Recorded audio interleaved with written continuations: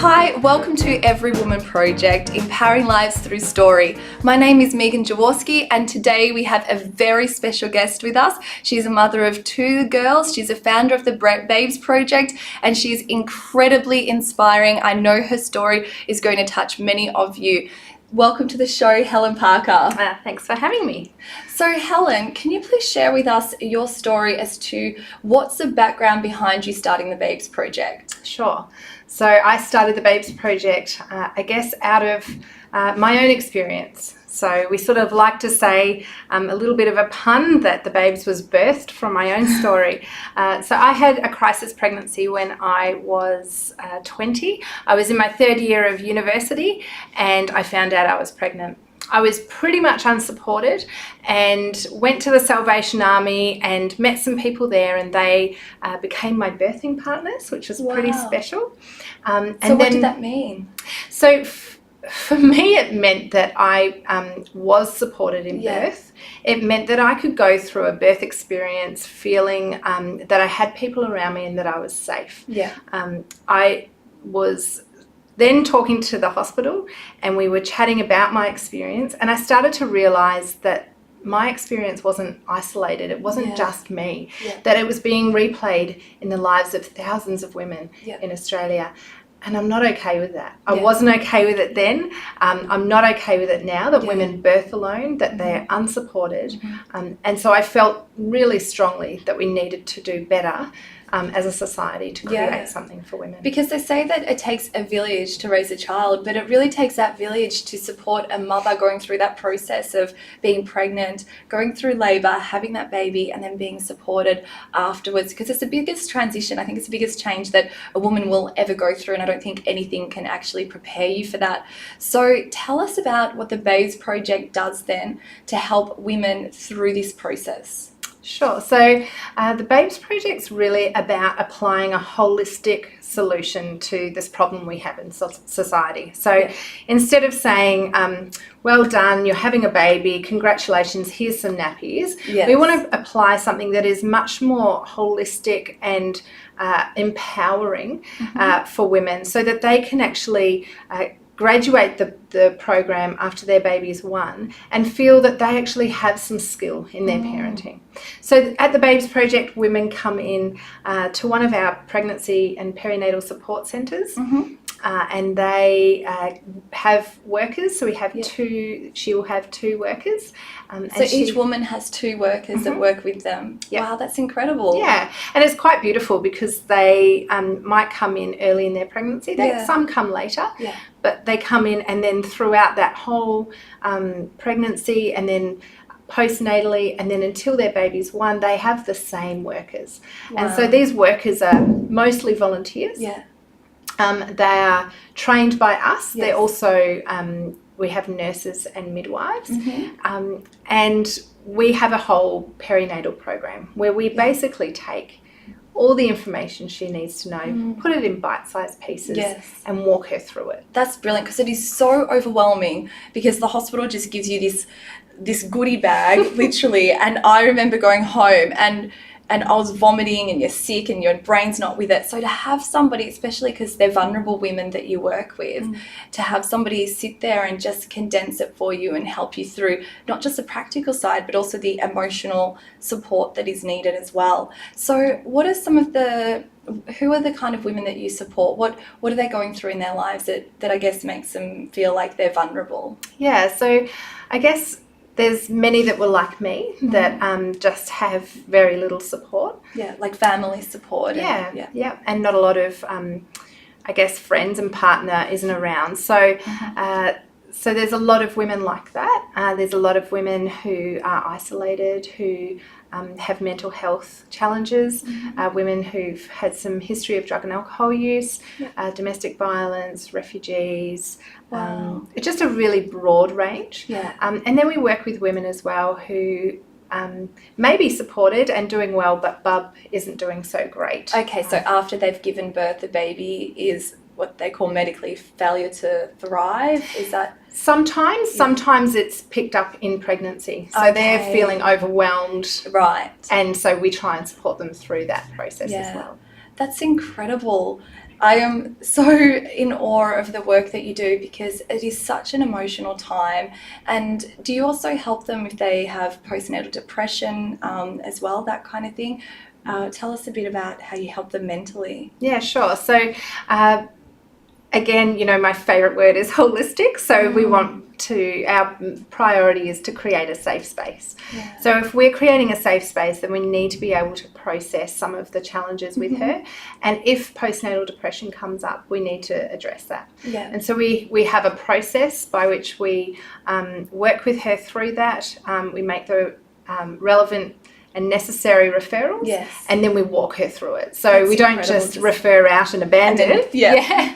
Because you can feel like that. You go to your doctor, because I know postnatal depression is so prevalent here and postnatal anxiety. And so it's great that you don't just refer and say, see you later. You actually support them and hold their hand through this. And the program that they do, where do you get the referrals? How do you find the women?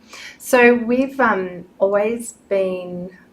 We've been inundated since we started. So we started in 2012, and I remember the first woman coming in the door, and she was a 16-year-old and had come on her lunch break. She didn't really even know what we did.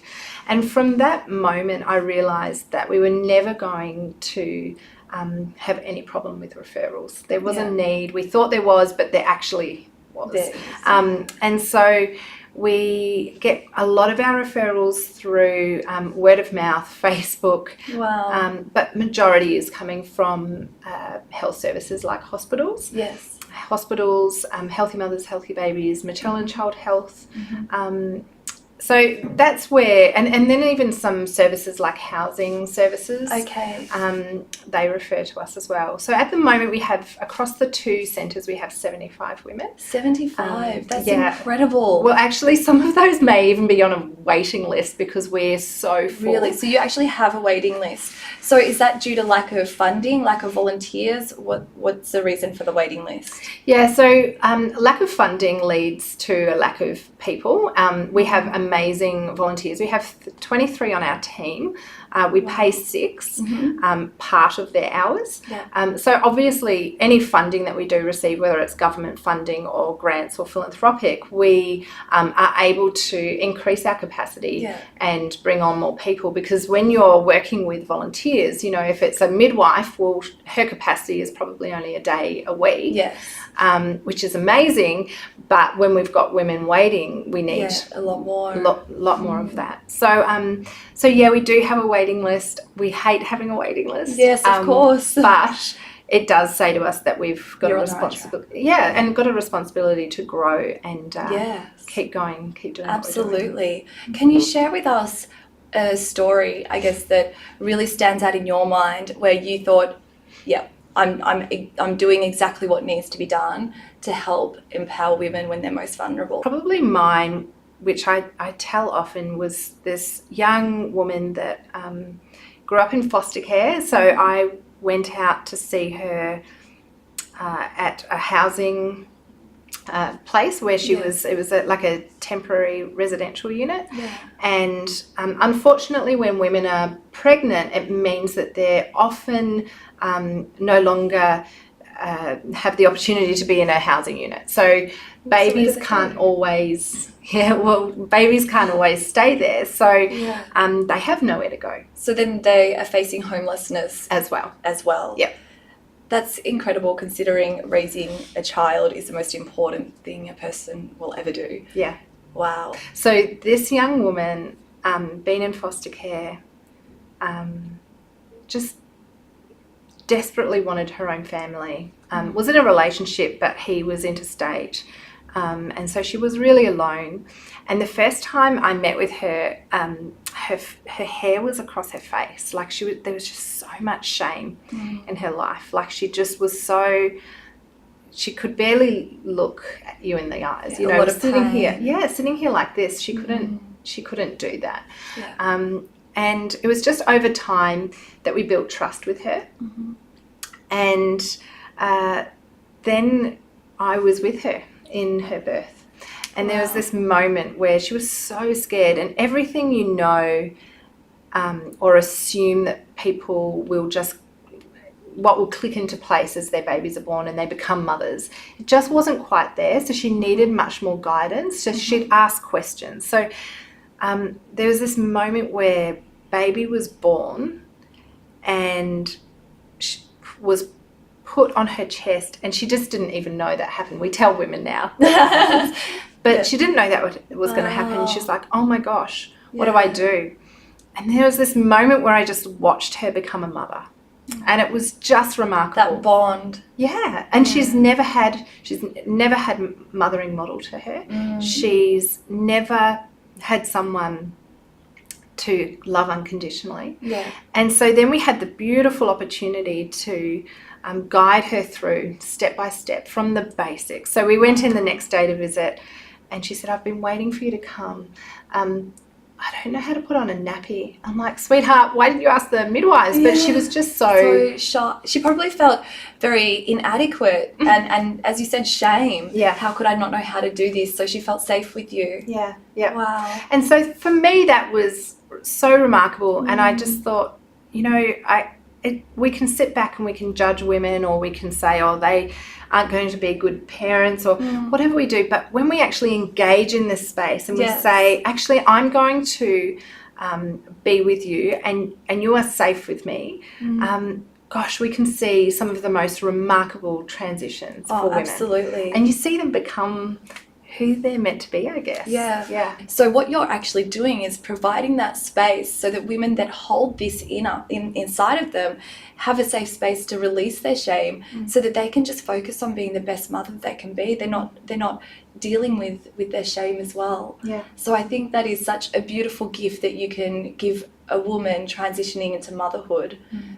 It's incredible. And do you still keep in touch with this lady? Yes, I mean, it's amazing. Facebook means we have this massive, we call it the Babes alumni. Oh, that's great. So we have this massive connection with everyone, and we can chat to them anytime. And just recently we contacted a lot of our women that we still have contact with on Facebook and said, we want to see photos of your children. Yeah. Because our first cohort of children, babies born, just started school this year. Oh, wow. Yeah. So 5 years ago. Yeah. That's incredible.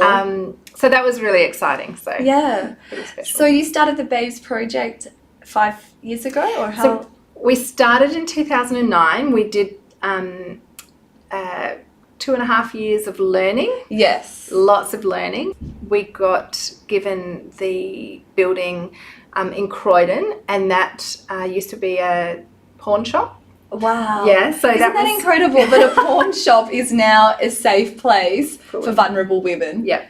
That's incredible. It was a great story, because I'd been meeting with a local businessman and about strategy and building business, and he's like, oh, you know, I've got this space. Do you want it? I said, yeah, that'd be great. This is what we need to do. And he's like, it is a pawn shop. It was a pawn shop. Yeah. So he bought it. He shut the pawn shop and then just had it as storage and gave it to us. Gave it to you. So what are the top ways that people can get behind you so that you can continue doing the life-changing work that you do? Yeah, absolutely. So the best thing that people can do is come find us on social media. So definitely on Facebook we've got this beautiful tribe of people. We share photos of our women and our babies. And they're just so cute. Yeah, they are.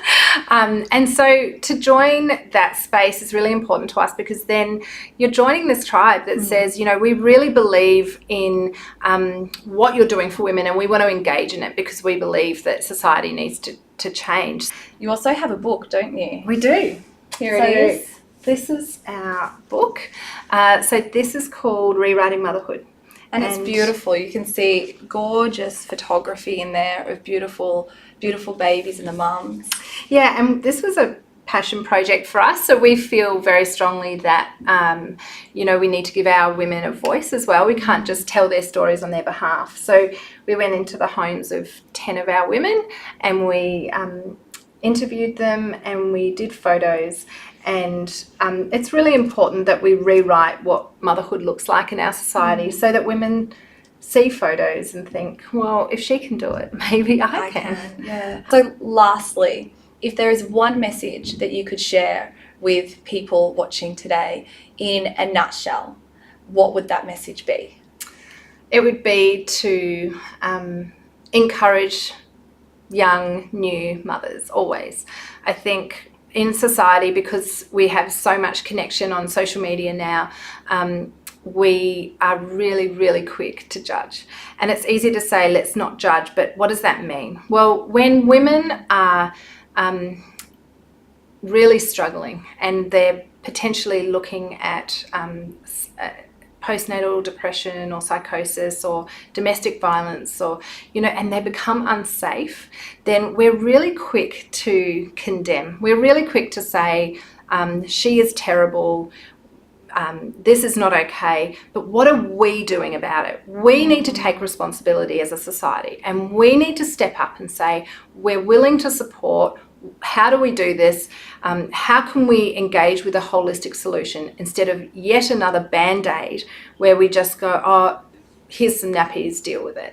We have to, I would encourage everyone to engage in this space, encourage young mothers. We have to support them, because we are supposed to be raising our children as a village. Thank you so much for your message of love, of empowerment. I really want to wish the BASE project all the very best, and Australia is so much better off because you, Helen, decided to start this project and be the change in the world, and I think that's a beautiful thing. So if you would like to get in touch with the BASE project, if you would like to share an empowering or a supportive comment, or if you believe that there is a woman that needs to hear this message, then please comment, tag, ask any questions below this video, share it with people that you believe need to hear this message as well. Thank you so much for watching Every Woman Project, because your story is worth loving. I'll see you again next week. Bye for now.